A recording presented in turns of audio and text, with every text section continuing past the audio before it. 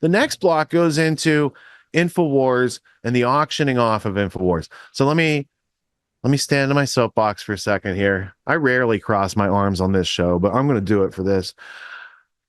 Back early 21st century, for anyone who encountered something outside the official story, there was no resources whatsoever. You had the National Enquirer, you had the Art Bell show, you had no credible place for any type of outside the mainstream narrative, right? So it was either mainstream narrative or crazy land. In between there, a guy named Alex Jones in the 1990s in a little cable access place in Texas started confronting people, like doing in the camera face of the people doing the corruption and going to Bohemian Grove and making a whole bunch of documentaries, Police State 1, Police State 2, all these things that are actually going on now. He knew about, he made movies about, very credible in many areas. A great researcher and reader. And over the years of doing, 20 hours of live streams a week, having little time to get back to the books and primary resources, it went from Alex Jones, who had all this information at his fingertips, to Alex Jones, and it'd say something like, "We got the documents." But the documents like weren't getting to the audience. And then after a period of time, with the audience not being able to like keep them in check, and a bunch of people in the office who were just like, yep, whatever you say, Alex, some hyperbole got out in 2012, 2013, 2014 era, and it tainted otherwise pretty spectacular career of someone, not of himself, but the platform that he hosted and the people that he had on as guests. And when he got banned in 2017, 2018, when they did the Great Purge all at once, that's a conspiracy. When all those companies said no to Alex Jones at once at the same time, they coordinated because he was too much of a threat to their political agenda. They felt that he was partially responsible for Trump in 2016, and they wanted to take him off the stage. Here we are in 2024. He's being taken off the stage once and for good. They already got $1 billion settlement against him and a judgment that happened before the jury even got to hear his defense, and he wasn't allowed to defend himself. My point always being, if he was so guilty, why did you have to limit his ability to defend himself? Why did you have to hide exculpatory evidence? Why did you have to frame him in hyperbole? Why did you lie to the Sandy Hook family's lawyers and tell them and set their expectations that Jones had money up here and that they could get it, when really they knew, those lawyers knew, he didn't have much to take? So now those families are fighting amongst each other, which I think is tragic as well. But Alex Jones didn't go to their houses and do those things. And there's a whole bunch of things that go in between. And there are legitimate questions. For instance, if we were to go to clipgenie.com, by the way, Clip Genie puts these episodes at your fingertips. You can go to gtw.com/clipgenie. But if I go in there and I search Hartford Current, you could see back in this episode, there's a piece of evidence that shows the front page of the Hartford Current, and it is blacked out. It's redacted, and it's the Hartford Current's FOIA request to the FBI about Sandy Hook. So when the FBI won't tell the families or the Hartford Current the whole truth about Sandy Hook, and a bunch of it's classified and redacted, that does give legitimate premise for someone like Jones to ask questions. Now, did Jones make statements that weren't true? Yes. Is there going to be a penalty for that for him? Yeah, he loses his livelihood, his whole future, his legacy. Is there a penalty for that for anyone else in mainstream media that high? No, not whatsoever. Brian Stelter, whatever his name is, he could lie to people every day, get fired. They bring him back. They pay him $10 million. They don't care because he's effective at deceiving people, and that's why he'll continue to get jobs. While Alex Jones will go out there, rebuild his whole empire, because you're not going to take away his internet access. You're not going to take away his phone, and you're not going to take away who he is or what he knows. So just because you came in and you took Infowars assets and you took their camera equipment and their TriCasters and their building and their inventory of supplements, which, by the way, were usually white labeled and excellent supplements that I always found like more valuable than what I was paying for them, they take that all away, not just from Alex, but from the freedom and liberty community, from the millions of people who have watched Alex for decades now do his work diligently, not without complaint and not without satire along the way. He's a real human being who's, he can be rough around the edges, but he's a real human being, and he means well. As a viewer of the show over the past couple decades, and as someone who is, I've met him in person. I've been to Infowars Studios. I've met the people who work there. I've co-produced the film with them. we don't have an ongoing relationship, and the things I got from his store, I paid full price for.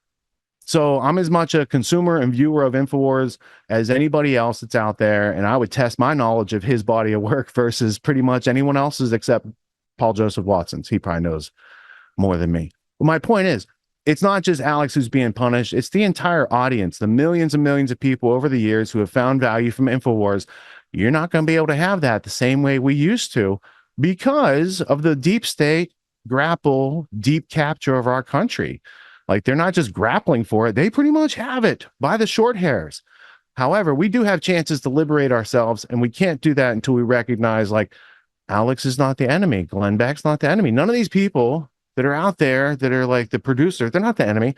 The enemy is the ignorance that is pervaded and readily scooped up by everybody, and the fact that they don't know the difference. And, there's a saying that people drink the sand because they're so thirsty. And the point is they drink the sand because they don't know any different. They don't know any better. So if we can demonstrate something different and we can show them there are documents, there are they, them, those who can easily be named, and there is an organized narrative that makes sense and is non-contradictory to the story, but you're never going to find it in the mainstream media, ever. Their mainstream as truth stream, we should include that in tonight's show. It's like the popular belief. It's not the facts of the matter. And when they create the popular belief that overshadows the facts of the matter, that's how they take control of the population. And now I got to write a truth stream note here. Get that in later. All right. Without further ado, we're going to get news of this liquidation from the quartering. And Timcast, let's go to the saga, the continuing saga of Alex Jones, because he is in the show card later tonight with Tucker talking about Diddy. So we will have some spicy content. But let's go first. Let's hear about the intended demise of Infowars. When we get President Trump elected, all of us together are going to lift the curse off of this country, and we're going to send the globalists to prison. We are all Alex Jones. Anybody who stands on their own and has the horrible idea that they might want to question the narrative. If you maybe had hesitation about getting the poke, or maybe you had hesitation about, if the Secret Service is doing a good job protecting President Trump. If you have some questions about maybe there's somebody out there pulling the strings that we don't really know, we're all Alex Jones. And yes, Alex Jones did make a mistake. Many years ago, he made a single mistake in his reporting, and they took everything from him. And who is they? Well, the government, the media, those that are in power. And last night, a judge has authorized the final days of Infowars as he is now being forced to sell everything. Now, maybe the richest person in the world, Elon Musk, could buy Infowars. There's some hope for that. But this is a shocking news. Will this be the end? I don't know. I mean, Alex Jones could start something else. Right, the Alex Jones Show, or, he still has a platform on Rumble and things of that nature. But let's get into everything we know right now. For Justin, a judge has ordered the sale of Alex Jones' Infowars to pay the families whom he had an incorrect theory about. The mainstream media pushes lies every single day. Russiagate, China this, China that, Iran, the Steele dossier, that you weren't allowed to look at, WikiLeaks, all this kind of stuff. They've pushed that nonsense on Americans every single day, and not one of them, except for Gawker, which I think is back, has ever suffered anywhere near the financial penalty that was imposed in a sham trial, in my opinion, against Alex Jones of nearly $1.5 billion. For a single story that led to a few yahoos making mean Facebook posts. I don't think that the families really ever even cared about it. I think somebody else got involved, just like the Tranifesto. I don't think the parents cared one way or another if it got released, but powers that be said, oh no, you've got to copyright this. This is a blueprint. This is dangerous. We've got to hide this. Why? Oh, because it has leftist ideology. To me, it's got a lot of the, mainstream, lamestream rhetoric. That's why they tried to hide it. That's my opinion. And for Alex Jones having an opinion that in one case was incorrect, they took everything from him. I don't know how many employees he has. I'm assuming it's somewhere north of 20 or 30. Dozens of people's livelihoods taken from them because Alex Jones said one thing wrong one time. Remember how he went to war for WMDs and every mainstream media outlet told you that there were WMDs and that's why we had to go to war? Remember that? How many dead soldiers' parents sued the government for that lie? Actually, I assume some have. But how many newspapers got sued and shut down for perpetuating a lie? 0. And that led to Americans losing their lives in the desert. Okay? This is a single instance of the government just saying, nah, we don't like you. We're going to destroy your business. Infowars to be liquidated and auctioned off in just 30 days, with U.S. Bankruptcy Court Judge Christopher Lopez stating he will approve the auctions. People say, wouldn't it be funny if Elon Musk showed up, bought Infowars, and then just gave it back to Alex Jones? Yeah, that would be hilarious. Also, I mean, they can do Infowars. Alex has not been banned from Rumble. I assume, based on my limited understanding of business law, Alex Jones could simply start, info battles, right? And restart, build again. Alex Jones and people like Owen Schroyer and many others there are Infowars. It could go by a different name in the future. But the story here is the government getting involved. We've seen the lawfare that they've done to President Trump, obviously, right? We've seen how they move. We've seen what they do. We've seen how, in my opinion, they just let some 20-year-old kid infiltrate Secret Service and get a clear shot at him. We've seen all that. We've seen how they move. We've seen when they want you gone, what they're willing to do. Alex Jones' cameras, mics, Infowars show and vitamin site, everything. Everything he owns will now be for sale at auction. Alex Jones' Infowars show is likely to be shut down within the next few months after a federal bankruptcy judge ruled Tuesday that plans to sell off assets of Jones' media company, Free Speech Systems, can now move forward. Net proceeds from any sales will go to the families who won an insanely ridiculous amount of money, $1.5 billion, because a few people, went to their Facebook pages and gave them a hard time. Look, Alex Jones did not tell those people to do that. Okay?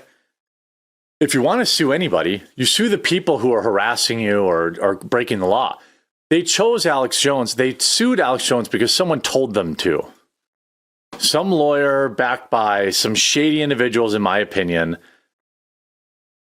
told these families to sue Alex Jones, and a corrupt judge of the highest order enforced a ridiculous financial penalty. You want to sue Alex Jones for getting a story wrong? Fine, but $1.5 billion, a number that in a million years he couldn't have paid off anyway. This was not about giving the families some closure or some fair play because Alex Jones was wrong about something and people took his opinion and went and did crazy things. What about this guy from Ryan Routh? Is the mainstream media going to be held responsible for him? No. Is the mainstream media held responsible for Thomas Matthew Crooks and what he did? No, both of them clearly were on the mainstream media teat, though, consuming that Trump was dangerous, a danger to this country, and must be eliminated, and all this kind of stuff. Those individuals will be held individually responsible, as they should be. some of Jones' followers harass and threaten the families, quote, for years. I don't know if that's any evidence. If there's no evidence, I assume that they showed something in court. But let's say that's true. Again, those people are the ones that broke the law, not Alex. He didn't tell people to harass them. He didn't tell them to go to their Facebook pages or show up at their houses or whatever they may have done. Free speech system will now be sold at auction, meaning Alex Jones will no longer own or control the company that he built. Our new song is available for pre-order at getcominghome.com. Check it out. Download iTunes to pre-order and support our work. From the New York Times, Alex Jones's Infowars will be auctioned off to pay Sandy Hook families. It's interesting because there's different families in different suits. One group out of Texas wanted to keep garnishing the revenue of Infowars so they'd make money. And the Connecticut family said, nope, sell it all off, shut it down. And now they're actually fighting amongst each other, I guess, according to the New York Times, as to how they're going to divvy up the money. But the reports are, come November, Infowars is done. Mid-November auction. The crazy thing about this is I can't imagine that someone's going to want to buy out Infowars products to help him. You should buy it. Why? To own all the IP and give it back to him? And then they'll seize it again because he owes $1 billion. You can't buy it for him. Any money you give to him will go to pay off the settlement. Could you buy it and make him an employee with that? Then you'll get sued. What about buying it and giving it to a trust that you set up and just No, the scenario that I imagine happening, of which I imagine it's going to be some 20-year-old kid with an LLC and no net worth, will start a company and then he'll film Alex Jones on his phone. That's what's going to happen after the sale is Alex will just keep going. And all Rob do and everybody involved with the company, they'll just keep going and keep making stuff. I've heard part of it is that they're trying to go after his personal social media handle account too. Is that true? Absolutely. New York Times said that they're trying to auction off his social media accounts. You can't do that. He doesn't own those accounts. This is right here. Look at this. The auction set for mid-November includes the website and the social media accounts. They can't do it. You will never take Alex Jones' X account away from him because it's owned by Elon Musk. Well, and if there's like an Infowars one, I could understand how that's business affiliated. But if he created one for himself a long time ago, like how can you suddenly say this is business property, so therefore we must sell it? Not even the Infowars account. They all belong to Elon. And Elon determines who's allowed to use it. And if they say, nope, we want to grant access to someone else, Elon just says, no. It's my account. I'm letting Alex use it. That's how it works. So there's nothing they can do. His show will always be on X. That platform is not something that can never be taken away from him. And he gets hundreds of thousands of hits on his streams, broadcasts, and spaces. Has Elon commented on it? I've only seen like a parody account response. I haven't seen anything. But it's pretty wild that they're trying to end Infowars, which they can't. Yeah. They can't take the account. I mean, it'll be interesting because they could take the trademark, right? Mm-hmm. Yeah. And then whoever buys it can sue Alex Jones for using Infowars. And they can delete all the content. Whoever buys... Not from X. Not from X, no. They can delete it all from the Infowars servers. But are they just backing it up elsewhere now, or is that illegal? That's only if they bought the servers. No, I mean, they can file a copyright claim against him if he uses the Infowars trademark on anything. Yes, so basically they're trying to prevent any past Infowars IP from being seen publicly again. I feel like that is the goal, right? Like it's to delete Infowars from the internet if possible. Not that it necessarily will be. And again, part of that is because a lot of it relies on Alex Jones himself. I mean, it's not just him. Like we have had other Infowars contributors on the show. There are a lot of like talented Owen Schroyer, Chase Geiser. Yeah, Harrison. Like there's tons of them. It's pretty crazy. They're destroying a company and all of the associated jobs and all of the contract work that goes along with it. I know, like because of what one person did. Some people did damage to these families, and now they're going to do damage to all these other families in response. It's like, geez, dude, that's there's a janitor right now. Retribution, or do you just want this resolved? There's a janitor right now going, why am I getting fired? It's like, well, because Alex Jones said things that this family found damaging and they sued him. And now because Alex Jones is paying personally and business-wise, you don't get to have a job anymore. Mm-hmm. That's kind of crazy to me. Like the company is bigger than Alex Jones. There's other people who speak there. The idea that they're going to destroy, I don't know, that just seems nuts to me. It's an eye for an eye makes the world blind. It's not an eye for an eye. That's the philosophy. But someone harms you and you harm them back. That's not justice, man. This is not an eye for an eye. Alex Jones, I could argue if they said we're going after Alex personally, but to take Owen Schroyer's job Why? What did he say about them? Was he named in these suits? I don't know. Maybe he was. I don't think he was.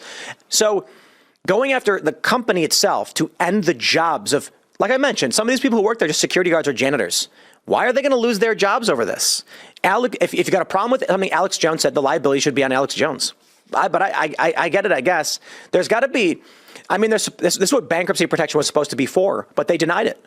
So now everyone, even you're a contractor who doesn't work for Infowars, but you've got a monthly contract to like check the lights and make sure the electricity is working. And now you're going to your wife and being like, we're not going to be able to make the bills this month. I got to find some new clients. Yeah. It's just insane. But is this what happened to Gawker?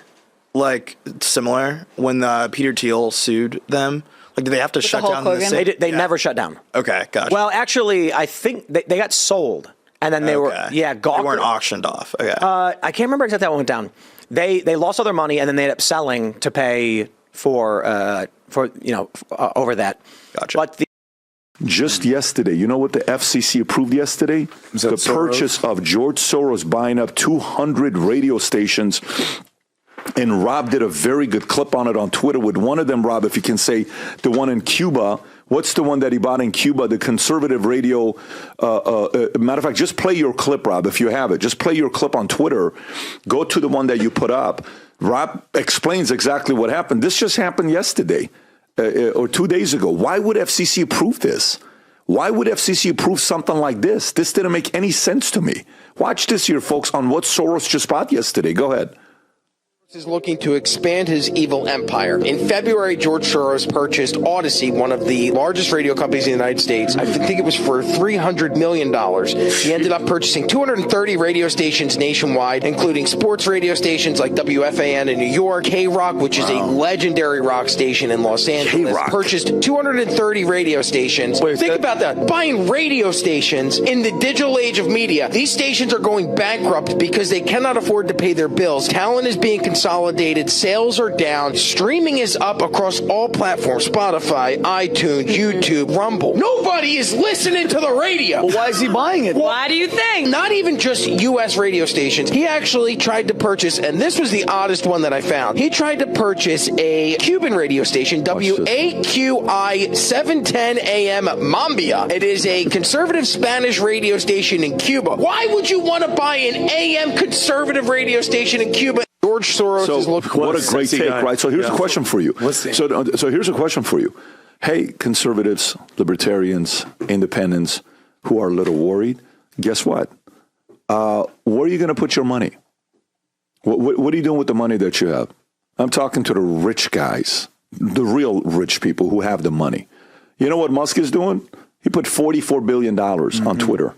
Lost 75% of valuation within 2 years because of all the advertisers he lost. And he's driving it. What company think he's driving the most on a daily basis right now? It's Twitter. What do you see him being most active for? Twitter. Now, it's an integrated business because he knows through Twitter he's going to drive Tesla and he's going to drive, SpaceX and everything. So it's all integrated the way he's done. It's brilliant.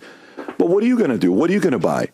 Soros just bought 200. By the way, we can bitch and whine all we want about Soros. Soros is doing the right thing if he wants to impose his ideology and agenda to it. If he believes in what he believes in, and you want to be able to control the narrative, he did the right thing buying those 200 radio stations. He did the right thing buying those 200 radio stations. And who do you think had a meeting with Alex Soros yesterday, his son? You know who had a meeting with Alex Soros yesterday? Just take a wild guess. Well, the president who's running for president is Kamala. Who's her vice president? What's the guy's name? Tim Walz. The guy that was in Alex Soros' living room in New York. He was in Alex Soros' living room yesterday in New York. Oh, weird. What kind of alliance is that? What do you think with Huma Abedin being his new girl and all this stuff? What do you think he's doing there for? You think you know what's going to happen if Kamala wins? If Kamala wins without Iran doing anything and Trump being alive by the end of the election, it means they have a chokehold. They have a chokehold. You know what Zuck did recently, which was kind of interesting? What he did yesterday. Did you guys see what Zuck did yesterday? He hired a libertarian advisor to help him approach the conservative media and conservative lobbyists. Yes, that's what he did yesterday, because Zuckerberg is now saying that he relates. Yeah, he sees himself more as a libertarian, no longer a guy on the left. And by the way, I actually believe this. I actually believe he's going through this. Can it go a little bit lower, Rob? So in private, Marxism identifies with the libertarian ideology sourced on New York. Zuck is trying to repair his image of Republicans who have accused him of anti-conservative. His refusal to talk politics is distinct among his peers and his partisan schism in the tech world. So he is now going through this phase himself. For him to have the brass, I think one of the biggest things that happened the last 90 days is him coming out and talking about the fact that, yes, they were forcing me. Yes, Biden-Harris this. Yes, 400 million this. Yes, I think that's the biggest story last 90 days, and I don't see minus the assassination attempt. Yeah. So to me, I think if Kamala wins with this strategy, Republicans, Libertarians, Independents, you guys better unite. And you better put your money up. You better make some investments. That's what we're doing. We're building a campus. You're going to hear about what we're doing here. Announcements going to be made. We're doing our part. We're competing in our own unique way, different than everybody else's. Our consulting firm is growing exponentially, and we're putting it back in the media side. And very soon, you'll hear us about buying certain assets that some of you guys will hear about in the marketplace. We're playing an offense in a different way. But I think Kamala winning, going back to the case study when I said when we started printing money, I thought gold and Bitcoin is going to go up, and it didn't. Mm-hmm. If Kamala wins this way, the left will say to themselves, we have this in the back. It's over. We have it for decades to come. That's how they're going to process this. Let me tell you why you are so on point and the bigger threat. Because not only do conservatives need to buy up these radio stations, right? Because we see what's going on in the universities. I think it's 13-1 liberal professors for conservative professors, and that stat might even be a little bit old at this point. So here, I sent you this article. This is from the European Conservative, okay? And they talked about George Soros. Why is George Soros scooping up all these radio stations? Well, they say this. Soros has a history of scooping up conservative media companies and changing their leadership and programming. Soros purchased a media company in Poland before last fall's election and unseated the conservative law and justice party in the government. And you interviewed the guy from Poland, our buddy. What was his name again? Tarczynski. Dominic what a Tarczynski. Beast. So here's what he's doing. By the way, he said, billionaire George Soros has reportedly been approved to purchase Odyssey, as our friend Rob did that. I'm wondering, why the hell are you buying radio stations right here? So who does Odyssey own? Here it is right here. Soros, the 93-year-old left-wing globalist, bought $400 million of debt in Odyssey after the company declared bankruptcy, so we got a great deal on it, making him the largest shareholder. The company, here it is, has since restructured and is currently home to conservative voices like, you ready? Sean Hannity, Mark Levin, and Glenn Beck. So all these guys, some of the biggest conservative voices in the country, are on the platform of Odyssey. So who's Glenn Beck's new boss? Who's Sean Hannity's new boss? George Soros. Jorge. Let me know how long that's going to work out. Oh, wow. Is this a clip of Beck? So this is a clip of Glenn Beck interviewing Brendan Carr. He is the FCC commissioner, and during this interview, Brendan Carr explains that the FCC fast-tracked this purchase unlike anything they've ever done before. It broke its own policies in order to fast-track George Soros' purchase of this radio station. How recent was this interview? This was 2 days ago, if you'd like to play it. But keep in mind, please play it. This is Glenn Beck talking about George Soros buying the radio stations on the radio stations that George Soros your boss. Exactly. Your boss. When he has a history of replacing these guys. Go ahead. Do I have this right, first of all, about the George Soros takeover of radio stations? And if so, why was there an exception made and fast-tracked?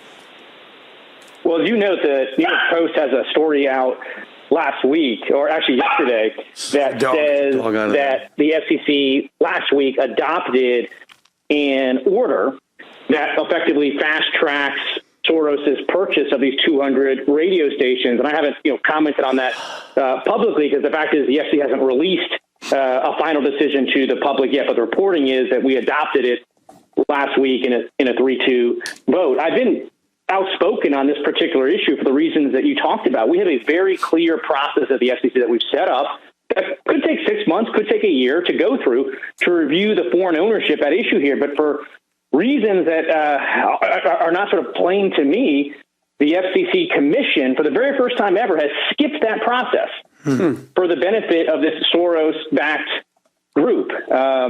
And I'll sort of let people draw their own conclusions about it. But it's an unprecedented decision for the commission. Never happened before. Yeah. And they're calling it. That's right. We at the commission level. He just found out that one of the most evil people on the planet just became his boss. Yeah. And oh my God. God. They're calling it the quote unquote Soros shortcut. And here's another thing. We talk about monopolies here all the time, but if you own 50% of a marketplace, right? Is that the number, Pat? 50% of a market share? Under the Federal Communications Act, no radio station license can be held by a corporation with more than 25% foreign ownership. The Soros Group has acknowledged that the level of foreign ownership of Odyssey, which they just bought, will definitely exceed that. And they still request that the FCC expedite the approval of the application for ownership to ready, quote unquote, allow them more time to quickly realize their ownership interests and take the reins in these hundreds of local radio stations across the country. This is how much I feel bad for conservatives. Yep. This is how much I feel bad for you. You see this? Oh, that's the Illuminati side. This is how much I feel bad for you. I can go like this, like this. What do you want? This is how much I feel bad for you. You know why? Because you've had money for decades and you didn't buy shit, is what you did. I have zero sympathy for you. Zero sympathy for you. You had all this money and you didn't buy nothing. You sat on your asses while these guys bought it. And now you have to sit there and eat everything they're feeding you and your kids. Everything. You had the money. You lost public schools. You lost the media. You lost Hollywood. You lost all of that. You lost consulting firms. Every one of the major consulting firms in America, McKinsey, DEI ESG, BCG, DEI ESG, and Ernst & Young, DEI ESG, Gartner, DEI ESG. Hey, let us make your company have a higher DEI bullshit score. Yes, you screwed up. What are you going to do now? You upset? You going to do anything about it? You're still going to go golf 6 days a week and bitch about how much you don't like Kamala Harris. You caused this. Mm-hmm. Don't put this on anybody else. You've had money for a long ass time. What'd you do with the money? Just say, hey, let me put some money in this fund here. We're making 7 to 12%. Let's buy some debt here. Yeah, let's get, this is going to give us a municipal, okay, you 5% tax free. Oh, let's do this here. No, we don't want to operate. It's a lot of work is what it is. I don't want to do that. Okay, then stop bitching about it. I don't want to hear anything when conservative billionaires bitch about what's going on here and they're not putting their money where it's at. Yeah. Be quiet. You can't say nothing. You have the money and the ammunition and the resources. Either do something about it or sit your ass on the sidelines and say nothing. Nothing. Let your money get to work. Support some of these guys out there. If it's DW, give them $1 billion, give them $500 million. If it's another guy that you see, if it's someone that's starting something new, go support them. Mm-hmm. My feedback, because it's going to get worse. The following clip you're about to see is a small excerpt taken from my exclusive show on Rumble called Lies You Can Trust. It's fully uncensored because Rumble does freedom of speech. You can check it out live every Tuesday at 1:30 p.m. Central Time. But for now, enjoy this clip. Now, before we get to the damning stuff on the Obamas. Now, if you're a fan of the Obamas, stay tuned. You're gonna love what's coming up. When I saw this, I'm like, this seems familiar. So here's the deal. FCC fast-tracks Soros' bid to dominate the airwaves. George Soros, that is the lump of fecal matter you see there at the bottom. Last week, the FCC adopted an order to approve his purchase for more than 200 radio stations in 40 markets just weeks before the presidential election. Ha! The stations reach more than 165 million Americans, and staff at the FCC are concerned that the move is politically motivated. No, not with George Soros. Wanting to purchase more than 200 radio stations that reach 165 million Americans. I mean, yeah, that's a way to control the narrative and manipulate minds, control information and made up information that people hear. But you couldn't do that for like a political game. Could you, right before an election? I don't know. I don't see how those dots could connect. The commission's 3 Democrats voted for the move while the 2 Republicans voted against it. Well, now it kind of seems political, doesn't it? Under existing FCC rules, foreign company ownership of U.S. radio stations is not supposed to exceed 25%. Soros took foreign investments. Foreign interference. Nope, couldn't be that because we, Told you it's not. Soros took foreign investment to make his bid and then filed a request for the commission to make an exception to the usual review process. There's a lot of unusual things about that, apparently. The decision to fast-track the approval process bypassed a national security review. I mean, this is a pandemic, isn't it? For the good of everybody, we've got to go fast, which could have taken up to a year to complete, source the New York Post. With all that said, back to the first paragraph, last week, the FCC adopted an order to approve his purchase of more than 200 radio stations in 40 markets just weeks before the presidential election. His unusual activity of having foreign investments in this and have an unusual warp speed, if I can use that term, approval process was successful. That foreign investment from this thing that is foreign to the human species is approved. Now, when I saw that, I'm like, why does this sound familiar? And then I realized I've seen this on an episode of Succession. Have you seen Succession? It's not necessarily a show that I'd say, you gotta watch it, but it's a decent show. And that show, apparently it was like based on the Murdoch family or inspired by it. It's like loosely, but when I watch this show, I just see the Soros family because on the show, that's what they did. And they influenced the election. They got their guy in office because of their election interference. All we want to do here, I mean, hey, this is America. We hate America. This is America. All we want to do here in America with this foreign investment is we just want to monopolize the narrative. Is that wrong? Yeah, it's a little bit wrong. I don't know. But if we fast track it, it would be less wrong, wouldn't it? Would it be less wrong? Yeah, it would be. Yeah, okay. Haven't you said you want to destroy America? Might have said that, but I assure you I meant it. But I would never say that out loud. Wow. George Soros, who when he was 15 went door to door with Nazis, taking possessions from the victims of that situation. George Soros, ladies and gentlemen, leftist World Economic Forum Soros, character out of Star Wars. What's the Emperor Palpatine?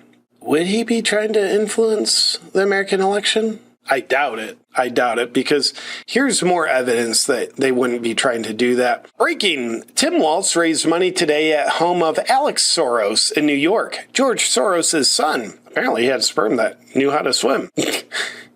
Before he sat in Chernobyl when it went off. Second meeting with him in a month. All right. Well, what are we doing here?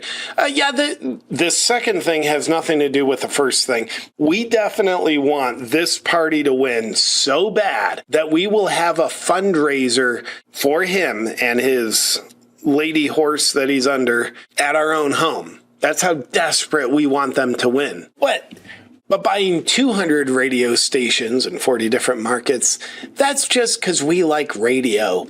We're passionate about the oldest form of communication in existence. We just love radio.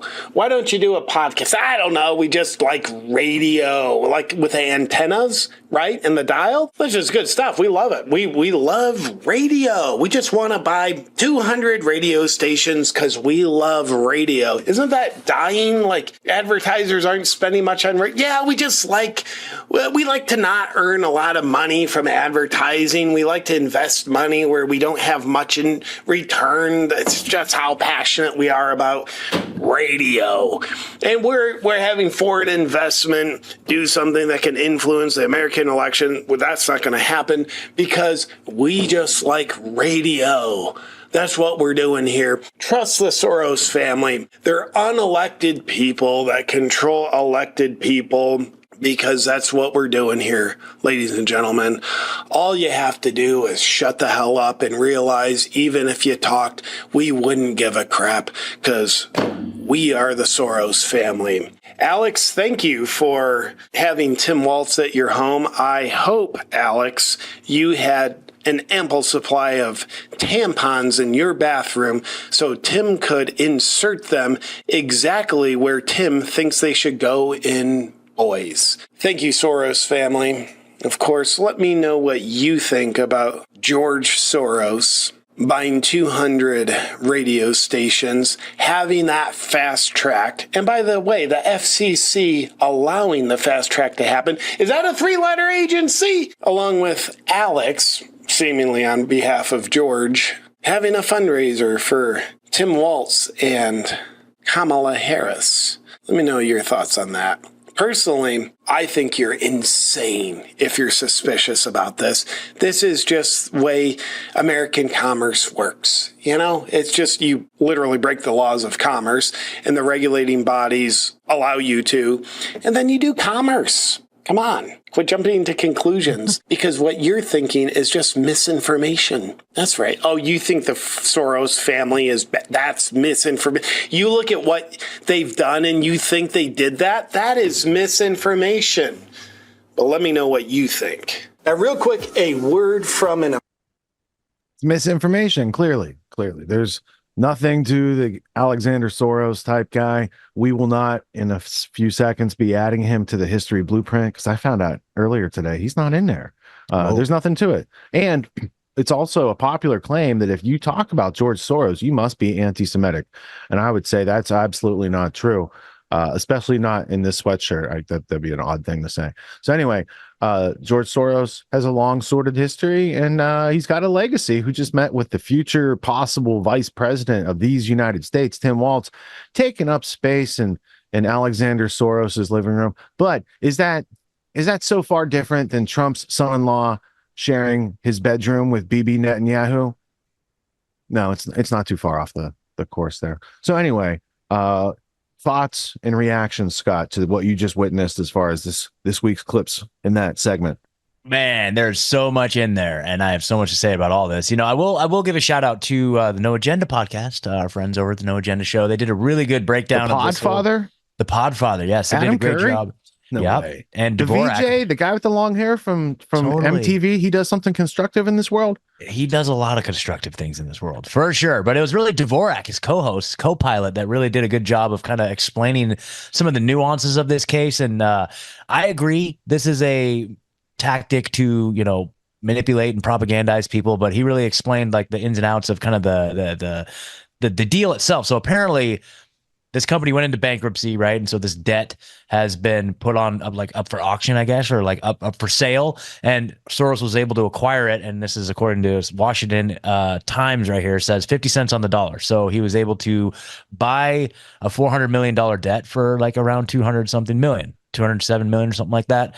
So now, and he can hold it for 6 months and just get rid of it after the election, something like that. Yeah. And then it says here too that, like, you know, it's a great investment because apparently after the bankruptcy tax benefits, after the bankruptcy restructuring, that debt is converted to equity in the reorganized company. So it could essentially be like a doubling up of money, just like that, or something like that. I don't know how any of this stuff works, but I don't. He just took control of the enemy's comms. For 160 million people, which is like half the population in this country. Yep.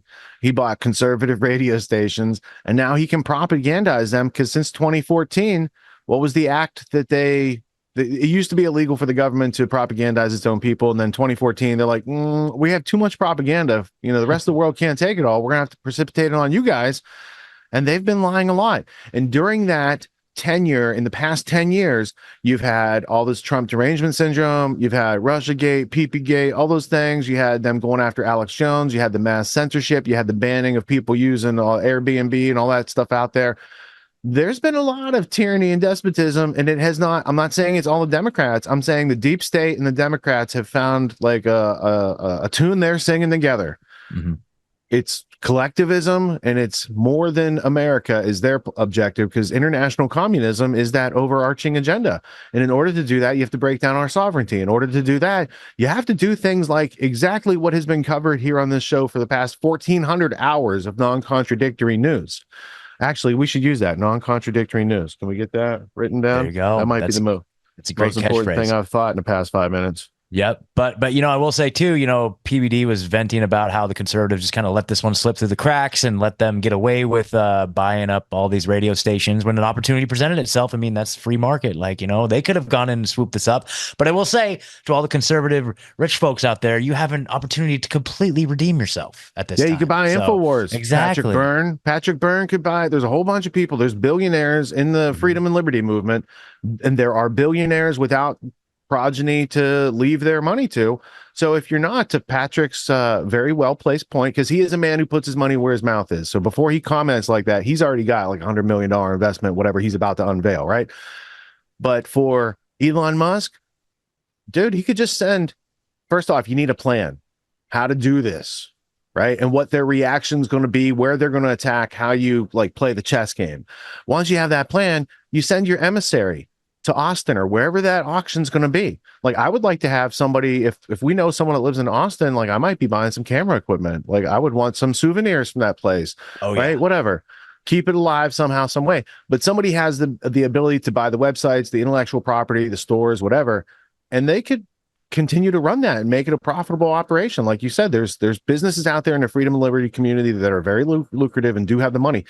Tim Pool being quizzical, like when they're all like, dude, you should buy it. Like Ian could come up with a plan and make it profitable. And Tim just seemed like he wasn't entertaining the idea from the get-go, just for the fear of retribution, but he could do it through a shell company. Like what's that book about the offshore accounts? I'll have to find it.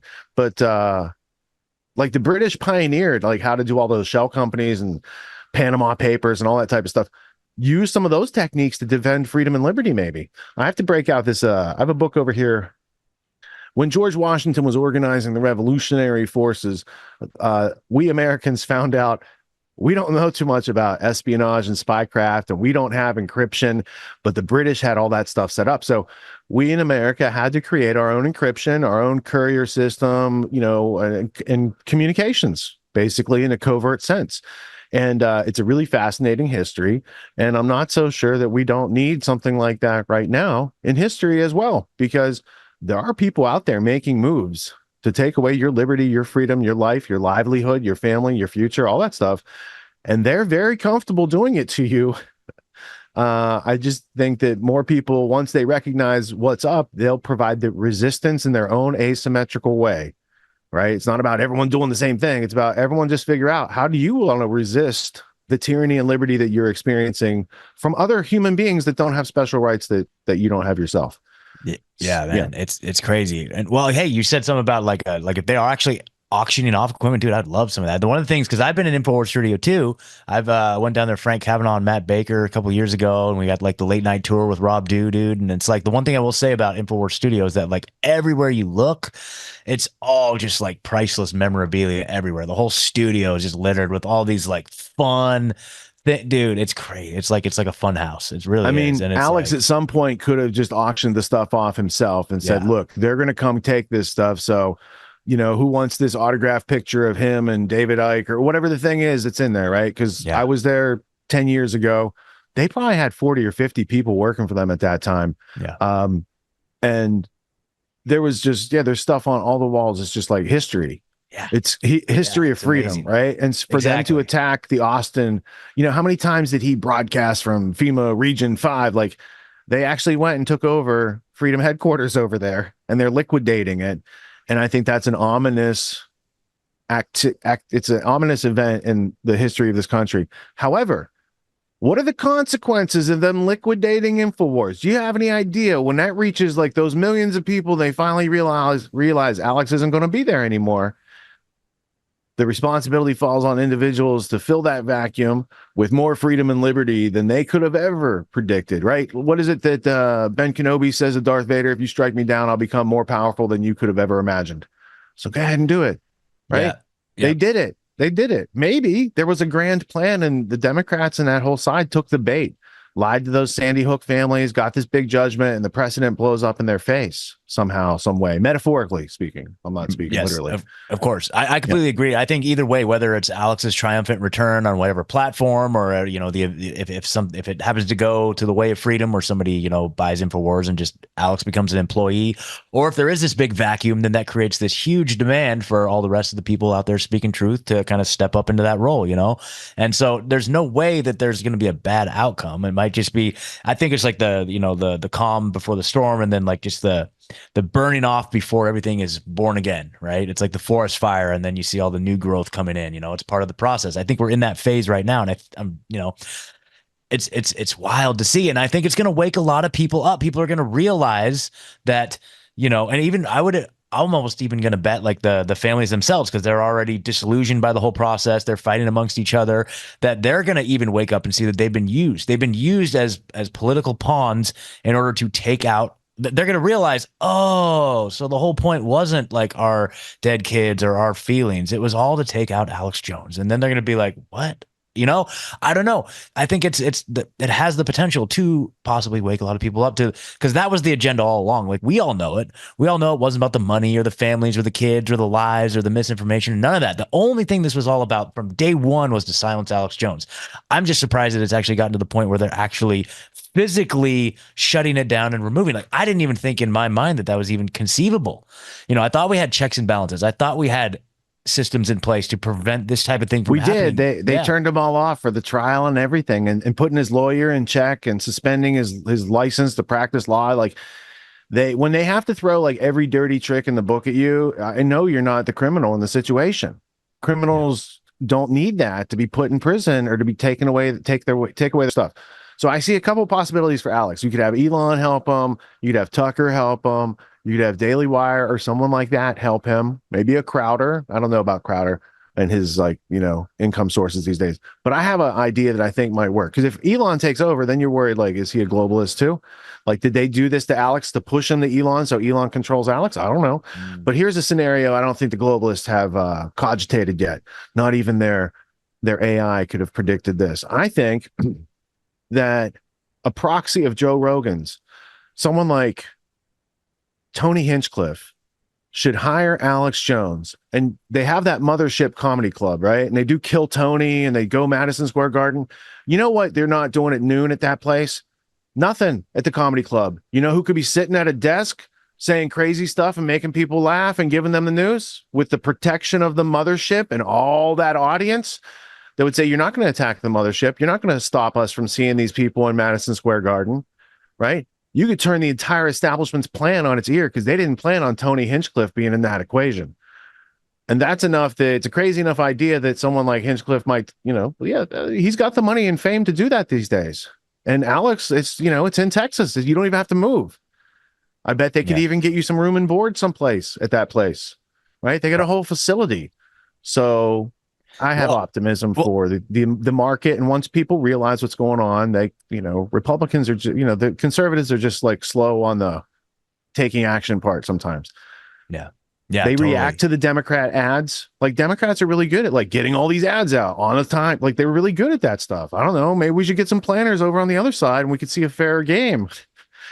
Because it's like me watching a rigged game all the time. It's like, oh, okay. Well, what are they going to do now to misframe reality? And then you got to put it all back together for people, which, provides me with work on Sunday nights, but I could be like just enjoying non-tyranny. Exactly. And existed here. If it was an even playing field and we weren't subjected to all this stuff, like we would just we would live in a pretty awesome world, man. And you know what? I'll take that back. We already live in a pretty awesome world. But it could be a get lot me wrong. More awesome. Yeah. But you got a point there, because he could then operate like with the jester's privilege. You could say, hey, I'm just doing a comedy show here, right? I'm not saying anything wrong. I'm just doing a comedy show. I'm literally in a comedy club, you guys. It's all comedy here. That's what I'm saying, man. There's many layers to that that can be built out. And since Rogan already knows Alex and they've been friends for 25 years, that's the thing that, I don't know, maybe they'll think of it themselves. At this point, editor, in the after show portion, I'm going to go to a new clip right now. Watch this. Boom. All right. This guy that you're not supposed to talk about, has a lot of interesting things in his background. You got leaked memos and Hillary Clinton activities and NATO and Ukraine. And there is, the New World Order document that's, toward a New World Order is a manifesto that he wrote for a NATO meeting predicting how to bring a New World Order about through the future of Europe. And what you see right now, like Soros has been since 1993, for the past 30 years, progressing that situation almost as if it's a business plan to create chaos from which he can profit. Long history behind that. But right now I found that this gentleman, who is progeny of Mr. Soros, is now coming to power. He needs to go over here. I'm going to drag him down to the history blueprint. I'm going to click back over here. We're going to add him in up here. And then we're going to put his dad. We're going to connect his dad up here. There you go. And now if we click Alexander Soros, we know his dad wrote this manifesto, and that's his dad. That's what we know so far. So what we're going to do is we're going to go back over here to the browser, and let's read a little bit about this person with whom the new presidential candidate, vice presidential candidate, just met with. Tim Waltz in the living room of Alexander Soros. Just a couple years ago, he's a kid at Berkeley leading some protests, and now he's big pimping, playing kingmaker. And Alexander Soros is born 1985 as an American investor and philanthropist, one of 5 children of billionaire Jorge Soros. He chairs the board of directors of the Open Society Foundations, plural. So we're going to open that up because I want to learn about that. And sits on the investment committee for the Soros Fund Management, for Soros Fund Management. He was also named one of the World Economic Forum's Young Global Leaders.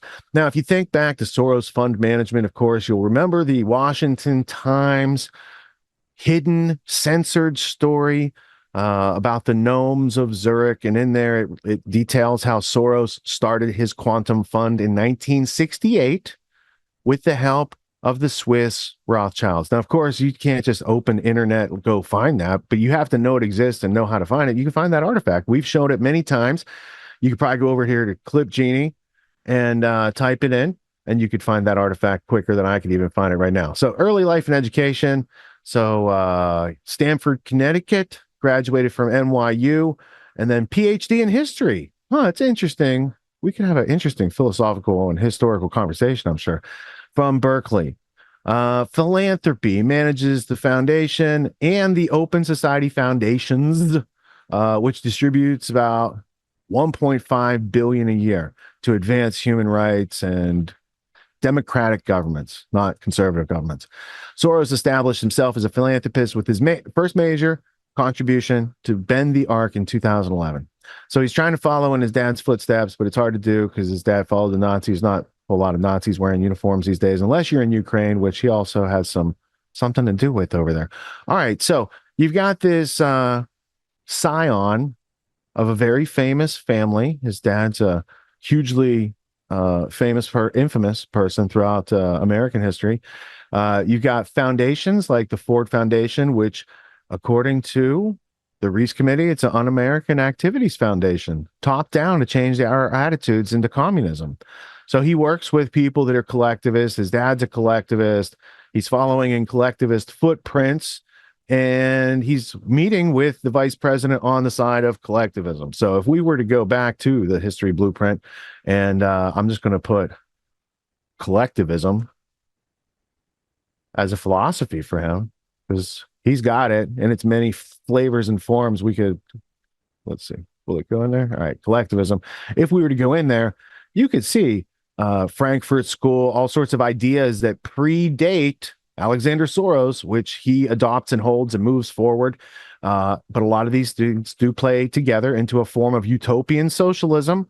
And there's a long history of people who were kind of bringing that together. One of the people in history, the father of utopian socialism, is the man who we've talked about many times, Moses Hess, who in 1862 wrote a book that said a certain group of people should move to a certain piece of land and take it just because they can. So anyway, long history to that. And from that piece of history, a whole lot of things that we've talked about on this show over the past 4 years do come up. So now, with all that being said, Alexander Soros, is he the devil incarnate? No.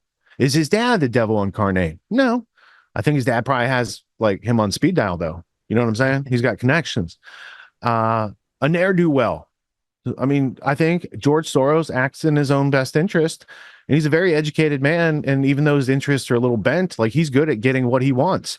And if his kid has been anything like his dad, he's probably picked up a move or two because he's with the younger generation and they're all woke and he's like in charge of that revolution, just like David de Rothschild of the banking family was out in front of their global warming, right? Here's a global warming, survival handbook, because polar bears, they need rafts because they can't swim 200 miles, and you got to stop climate change. And it's a comic book for adults, right? So anyway, family scions have an interesting way of like going about and promoting whatever their dad or family is heavily invested in. So they're acting in their own best interest, which I think is pretty predictable.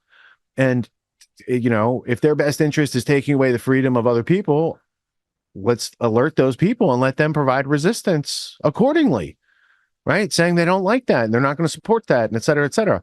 But you can't do that if you've had it censored for 4 years and you don't find out until the new guys in the White House that, January 6th wasn't what they told you, but you voted the other way. That's their only purpose, really, in misinforming you, is to get you voted against your best interests. That's the gist. Voting against your best interest is something you could do, but it's it's at your own detriment. And educated people who are aware and care and conscious of freedom and liberty in their lifetime, they try to and tend to stay away from such activities. So with all that being said, we'll learn more about Alexander Soros, but now that we had to put him in the history blueprint, I'll continue to take some interest in that young man's path to power so far. So we can understand, if you understand where he's at, what he wants to do, where he's been, you got an idea of where he's going and where he'll be. And then you can head those bad agendas off at the pass if they're not friendly to your freedom, instead of waiting till later. Because I think a lot of people found out about George Soros after he does the things. People in Britain didn't know George Soros until he crashed their economy in the early 90s. And then they knew George Soros, right? And the Rothschild family, they recognized a talent early on, a talent who only maybe 20 years before that was helping guys with swastikas on their arms take away people's property. So it's a very fascinating history. Soros doesn't like Israel. Bibi Netanyahu and Soros, there's a whole bunch of nuance to those situations. So talking about Soros in full circle is not anti-Semitic. It would actually be anti-Semitic not to care about these topics that involve people outside your religion. So we care about all human beings and we want to see people treated fairly. Soros has a history of taking $18 billion to adversely affect people's lives in ways that they don't see. That is what the Open Society Foundations is mandated to do. And I do have, because that's an incredulous thing, right? 18 billion of his own money? Really? That sounds like a lot. Well, if we go back to George Soros and we look for the number 18 billion in one of these thoughts, there we go. 18 billion. Who is this? Conspiracy theorist? Fortune. I can find it from the New York Times. I can find it from the Guardian. It's all over the place. If you are a person whose literacy is giving you education, you'll see that these are not conspiracy theories. These are very real things that went on. And he didn't do it to keep America, America, or Ukraine, Ukraine, for that matter. So anyway, to be continued. But Soros is definitely on the radar this week. Everyone's doing some kind of self-help these days, and you can find a million self-help courses out there. Most other courses out there are hosting lectures. They're hosting videos, they're maybe even doing Q&As, and these are great starting points to encourage learning. But at Autonomy, we believe that hands-on practice is the best way to really lock in what we're learning. There's no better way to gain confidence and mastery than through action. After each lecture, we practice the concepts we've learned with other students, giving and receiving feedback in a non-judgmental environment. The result is mastery of concepts like entrepreneurship, ethical sales, and self-reliance in an environment that directly translates to the real world. Plus, you make connections with other like-minded individuals who are learning right alongside you, and you have a lifetime membership in the community. The Autonomy course with Richard Grove equips you with confidence, competence, and courage in a world filled with confusion and noise. You can learn more at getautonomy.info. We'll see you there.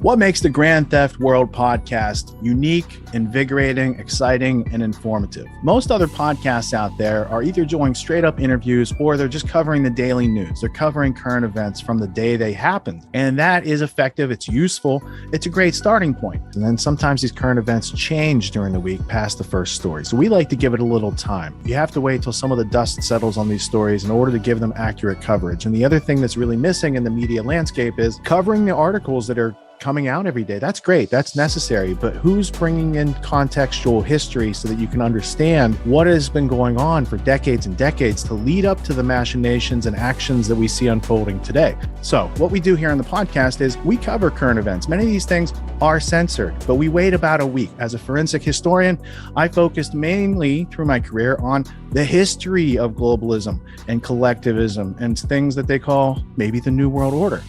There's a lot of facts to these sort of circumstances, groups, events, activities, working groups that they've had over time. So for Grand Theft World listeners, we not only break down the current events, most of which that are censored during the week, we provide you with contextual history, we give you the source notes, the references, we do deep dives, and this really empowers you with an understanding of context and history so that you can make more informed decisions in your life.